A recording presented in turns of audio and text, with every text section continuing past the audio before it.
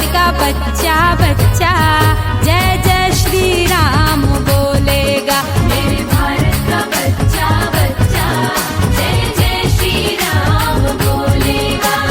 हर घर में अब एक ही नाम एक ही नारा गूंजेगा। जय जय श्री राम। मेरे भारत का बच्चा बच्चा जय जय श्री राम बोलेगा। मेरे भारत का बच्चा बच्चा जय जय श्री राम बोलेगा।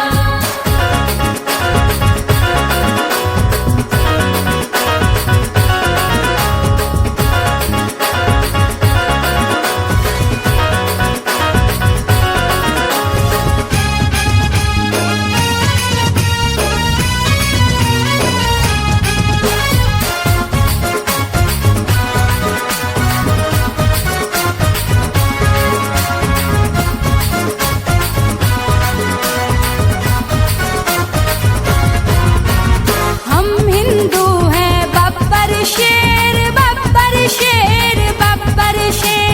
बब्बर शेर बब्बर शेर बब्बर शेर बब्बर शेर। हम जिद पर आ जाए तो कर देंगे हम सबको ढेर। सबको ढेर सबको ढेर सबको ढेर सबको ढेर। जहाँ राम ने जन्म लिया है मंदिर वहीं बनाएंगे। मंदिर वही बनाएंगे मंदिर वही बनाएंगे।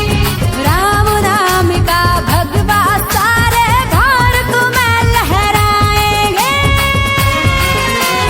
राम नाम का पी के प्याला श्री राम। राम नाम का पी के प्याला राम की धुन में डोलेगा।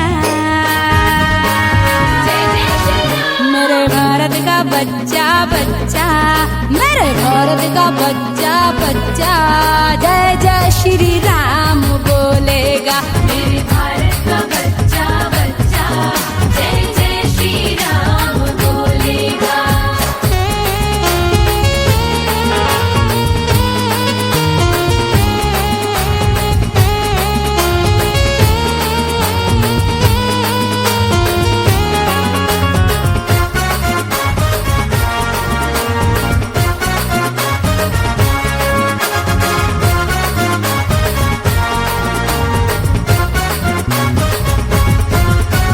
धन्य है वो वानर सेना जिसने से तू को बना दिया। जिसने से तू को बना दिया जिसने से तू को बना दिया।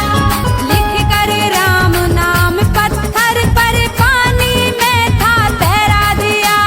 पानी में था तैरा दिया पानी में था तैरा दिया। जागो हिंदू अब तो जागो वक्त नहीं है सोने का।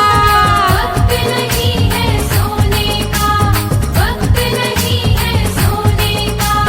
राम राज लाने का अवसर ऐसे ही नहीं खोने का। राम दूत हनुमान का नारा राम दूत हनुमान का नारा सारे जग में गूंजेगा। जय जय श्री राम। मेरे भारत का बच्चा बच्चा मेरे भारत का बच्चा बच्चा जय जय श्री राम बोलेगा। मेरे भारत का बच्चा बच्चा जय जय श्री राम बोलेगा। हर घर में अब एक ही नाम एक ही नारा गूंजेगा। जय जय श्री राम। मेरे भारत का बच्चा बच्चा जय जय श्री राम